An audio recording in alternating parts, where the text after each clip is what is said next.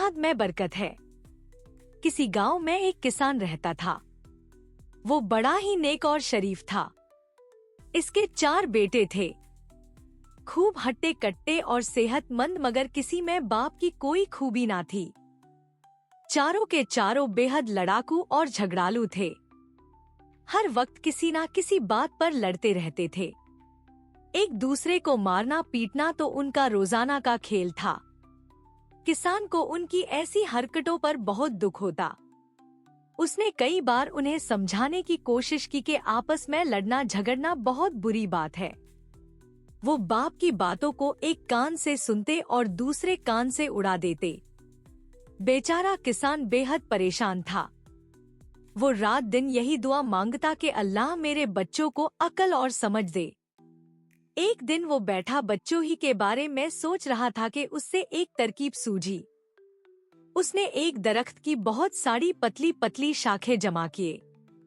10-10 शाखों की रस्सी से बांधकर 4 गट्ठे बनाए। लड़कों को बुलाया। जब चारों लड़के आए तो इसने हर लड़के को एक गट्ठा दिया।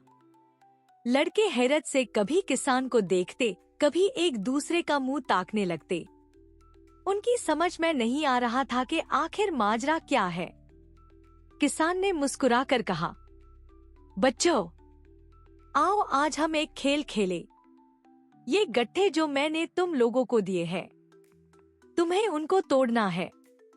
लड़कों ने उसे ऐसी नजरों से देखा जैसे कहना चाहते हो, ये कौन सी बड़ी बात है। किसान ने फिर कहा, तो शुरू हो जाओ। देखे सबसे पहले गट्ठा कौन तोड़ता है। चारों लड़के अपने अपने गट्ठे को तोड़ने की कोशिश करने लगे। वो काफी देर तक ताकत आजमाते रहे, अपने जिस्म का सारा जोर लगाते रहे, मगर उनमें से कोई भी अपना गट्ठा तोड़ ना पाया। जब वो थक हार कर सुस्त पड़ गए तो किसान ने उनसे कहा, ठीक है, लाओ गट्ठे मुझे दे दो। लड़कों ने गट्ठे किसान को दे दिए। किसान ने एक गट्ठा खोला, शाखों को अलग किया और हर बेटे को एक एक शाख दी और कहा, अब इसे तोड़ो। चारों ने फौरन कट चारों शाखें तोड़ दी। तब किसान बोला, देखा बच्चों, जब ये शाखें एक दूसरे के साथ जुड़ी थी तुम उनको नहीं तोड़ सके थे, मगर जब ये अलग अलग हो गई तो तुमने कितनी आसानी से उन्हें तोड़ दिया।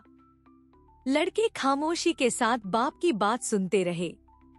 किसान ने उनसे कहा, याद रखो, अगर तुम मिलजुल कर रहोगे तो कोई तुम्हारा कुछ नहीं बिगाड़ सकेगा।